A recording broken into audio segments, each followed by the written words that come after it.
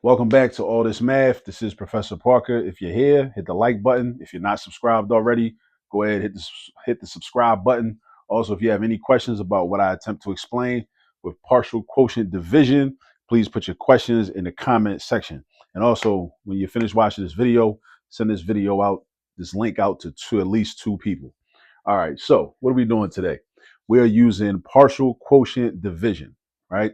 When I was a young child, elementary school, I didn't learn partial quotient division. I learned long division, the long division algorithm, right? And the long division algorithm is great. It's cool. It works.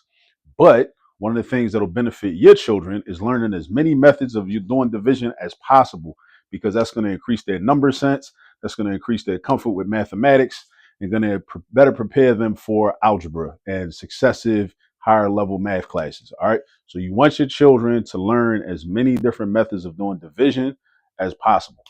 All right, so partial quotient division. We have our dividend, 33,218, and our divisor, which is 17. If this was set up like a fraction, then 33,218 will be our numerator and 17 will be our denominator. All right, we're looking for our quotient. That's why it's called partial quotient division. The quotient is the answer when you're doing a division problem. So this is how you set it up. You put your divisor out here, and then you draw this symbol right here that kind of looks like a 7, sort of like a big 7. And then you put the dividend inside, 33,218, put it like that. Now, what you're doing with partial quotient division is you're taking this dividend and you're breaking it down into smaller pieces, right? Smaller pieces. But you exercise your power as a student, right? Excuse me. And you decide what division problems you are doing, right? You're going to do. What does that mean? That means, okay, if I know that 17,000 is a multiple of 17, then I can create the division problem 17,000 divided by 17. And that works because 17,000 is part of 33,218. So once I do that division, then I'm left with the difference between 33,218 and 17,000, right? And I keep going until I end up at 0, or I end up with a number that's less than 17. So let me show you. Now I'm going to do 17,000 divided by 17. Again, why am I doing that? Because 17,000 is a multiple of the divisor and 17,000 is less than 33,218. Is 17,000 the only dividend I could have created? No, I could have created a dividend that was less than that. I could have created one that was more than that, as long as it's less than 33,218. So what I'm going to do is I'm going to take 17,000 and I'm going to write it right here. Then I draw a line like that and I subtract. Now, what is 17,000 divided by 17? One of the reasons I picked 17,000 is because I know the math is easy. Because I know that 17,000 divided by 17 is just 1,000. Because I know 17 times 1,000 is 17,000.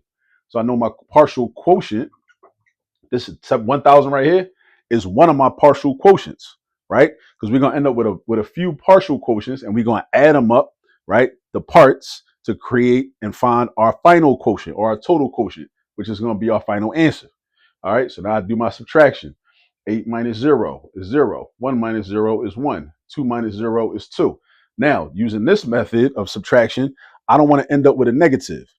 3 minus 7 would give me a negative. I don't want that. So I'm going to go to the 10,000s place.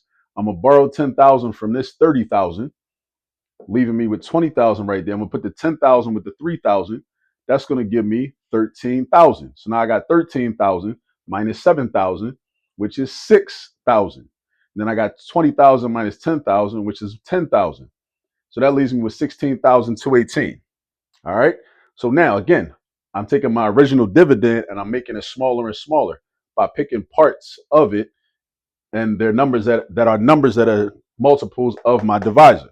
So now 16,218. Now I got to create another division problem. So what I'm gonna do, I think I know that 17 times 1,000 gave me 17,000. 16,218 is a little less than 17,000. So what if I did 17 times 900? 17 times 900 will probably be less than this. So now let's figure out what product that would be. What's 17 times 900? Let me think about that. So if I wanted to do 17 times 900, I could act like these zeros aren't even there and just do 17 times 9. And the way I would do this mentally, I'm just writing it down, but this is the way I do mental math. I would break the 17 down into 10 plus 7. right? And I would do 10 times 9, which is 90, and 7 times 9, which is 63. Then I add them together. 90 plus 63 is 153 because 90 plus 60 is 150, just like 9 plus 6 is 15. If 9 plus 6 is 15 and 90 plus 60 is 150, connect the 3 to it, now you got 153. So if 17 times 9 is 153, 17 times 900 is 15,300. So that's going to be my next division problem because this is cool because this is less than 16,218. So I'm going to do 15,300 divided by 17. That's my next division problem. So you see what I'm saying? Like we got this original division problem, and with partial quotients, we're going to create a series of smaller division problems. I know what somebody watching there is going to say, oh, this is longer than long division. Of course it's longer, especially if you've never seen it before. If you never used this method before, of course it's going to seem longer. That's just neuroscience. That's basic neurology. Your brain is not used to seeing this. So of course it's going to seem long. Of course it's going to seem overwhelming. Of course it's going to seem like it's too much. Just calm down. Just calm down. This is what happens when you learn new things, right? You're comparing it in your mind. If you're a person that knows how to do long division, that's the only type of division you ever learned. You comparing it to long division. And because you're comfortable with long division, and this is something new and different, you're naturally putting up a resistance to it. Calm down. Your children need to learn this. All right. They'll be better off if they learn this, if they learn other methods of division. All right. So now, plus, when I'm doing an explanation, of course, it's going to be longer than doing the actual problem. Right. With my explanations, I'm thorough on here. If you're familiar with my channel, you already know that. Right. If I was just sitting there as a student, excuse me. If I was just sitting there as a student, just trying to rock out, do this problem using partial quotients, I'd be done already. And that's how you could get if you pay attention and commit to learning it. All right. So now we got 15,300 divided by 17. So you write down 15,300. Draw your line. Subtract. What's 8 minus 0? 8 minus 0 is 8. What's 1 minus 0? 1 minus 0 is 1. 2 minus 3. That would give me a negative. But using this method of subtraction, I don't want negatives. So what I'm going to do is I'm going to take 1,000 from this 6,000. And that's going to leave 5. So I got 1,000. Put that with 200. 1,000 with 200. How many hundreds is that? That's 12 hundreds. That's why we say 1,200. So this 2 is going to turn into a 12. So now I got 12 take away 3. That's 9. 5 take away 5 is 0. 1 take away 1 is 0. So I'm left with 918. Now, what's 15,300 divided by 17? We already know that it's 900 because we knew that 17 times 900 was 15,300. All right, so we put the 900 right here, a second partial quotient. That's our second partial quotient. And when we're done with all our partial quotients, we're going to add them together. All right, now 918 divided by 17. Now, what I happen to know is I know that 17 times 5 is 85.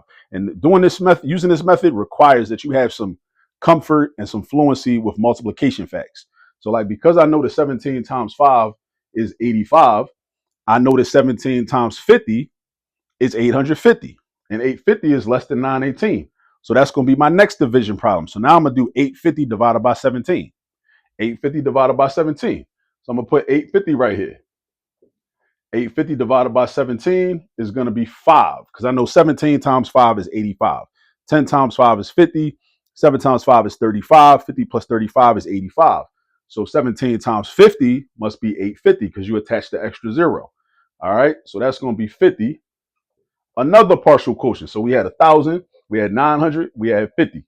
Now we're going to subtract. What's 8 take away 0? 8. 1 take away 5. Using this algorithm for subtraction, I don't want negatives. 1 take away 5 would be -4. I don't want that. So I'm going to borrow or regroup 100 from this 900, leaving us with 800. I'm going to take the 100 and put it with the 10. 110 is 11 tens. How many tens is that? 110 is equal to 11 tens. That's how many tens it is. So we got 11 right here. So now I got 11 take away 5, which is 6. 8 take away 8 is 0. So I'm left with 68.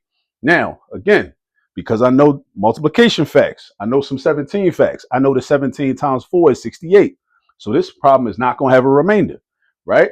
I know 68, so I could do 68 divided by 17. 68 divided by 17 is going to be 4. So these are my partial quotients, 1,954. You add them all up. That's the next step. Once you get down to a zero, right, or a number that's less than the divisor, that means you're done. That means we're done, right? Sometimes you're going to have a remainder. Sometimes you won't, all right? But we're basically done in terms of the whole number part of our quotient. In this case, there is no remainder. There's no decimal part, no fractional part, right? It's just the sum of these partial quotients. That's why it's called partial quotients. Each part of the quotient, you add it together to create the total quotient or the combined quotient. 1,000 plus 900 is 1,900. 1,900 plus 50 is 1,950. Plus 4 is 1,954. Write your answer up here, 1954. Now look at that. This is an opportunity for a little brief history lesson because what happened on May 17th, 1954? On May 17th, 1954, that was when the Brown versus Board of Education of Topeka, Kansas Supreme Court decision came into play, right? The ruling came out, right? So that's something for us to research. And I also want to recommend this book that relates to that called Jim Crow's Pink Slip. All right, which talks about, in the South and with a lot of the schools that were predominantly black schools or all black schools, how a lot of the black teachers lost jobs, a lot of the black administrators lost jobs as a result of Brown versus that was one of the effects of the Brown versus Board of Education Supreme Court decision. So that's something we need to look into. All right, but on May 17th, 1954, the Brown versus Board of Education Supreme Court decision was offered. All right. And we're still dealing with the effects of that today in 2025. So you see what we do? We did some partial quotient division, right? Got you well versed in that. And also we could talk about history at the same time. And don't forget, I got my man, the ancestor, Omowale Malcolm X on my t-shirt. It's 2025. It's May. Actually, on this day, as I'm recording this video, his birthday is next week. Birthday's coming up in like 3 days. All right. His 100th birthday. 100th birthday is coming up in 3 days. Hopefully you've read the autobiography of Malcolm X. Hopefully you're familiar with a lot of his speeches. You can find them on YouTube, just like you can find this channel on YouTube. All right. So that's partial quotient division with a little bit of history about the Brown versus Board of Education Supreme Court decision. That's when it went into effect, May 17th, 1954. And it's something that we should study, right? We should study that more. We should study that more to get a better understanding of what happened, what the Supreme Court justices was thinking, what they were saying, some of the benefits and some of the harm that it caused, right, to our community. That's something we should study more. So that's that. Make sure you hit the like button. Make sure you subscribe if you haven't subscribed already. If you still have questions about partial quotient division, anything I did, please put your questions in the comments. Please put your questions in the comment section. All right. And share this video with at least 2 people. All right. Share this video with at least 2 people. All right.